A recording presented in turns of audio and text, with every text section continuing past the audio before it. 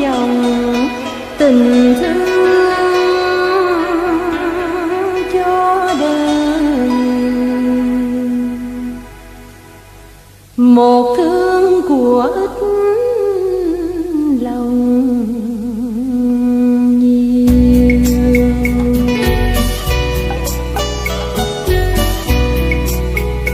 Phá tâm mà tùy hỷ đông người nên công. Hai thương nhìn rộng thấy xa.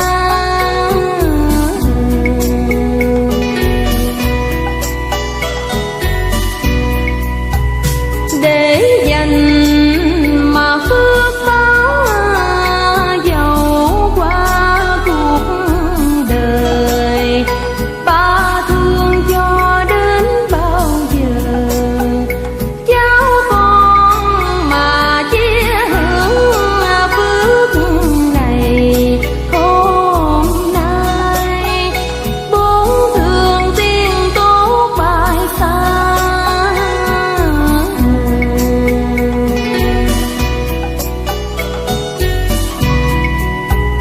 Bay cao mà theo tiếng chuông này.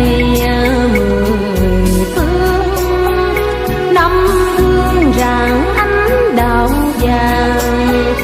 Muôn đời mà tạo phước nên mình gặp đây.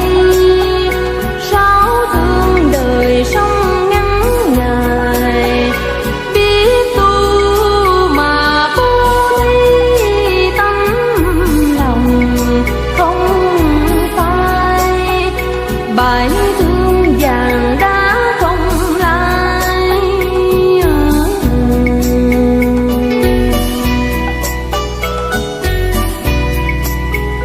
Mái chùa mà dân tộc 2000 năm hơn. Tám thương hai buổi công phu.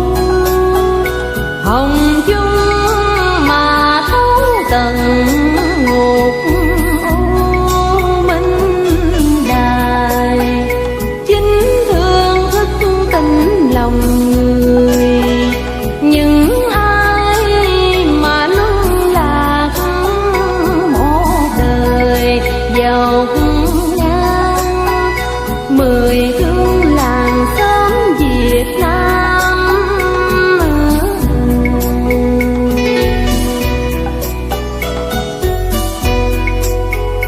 Mái chùa mà có mặt vui buồn sức chia. Chuông kia an ủi đau thương. Với là chia sớt hưởng cùng lúc vui. Mười thương vẹn đủ đôi đàn. Tặng người công đức cúng dường đốt chuông.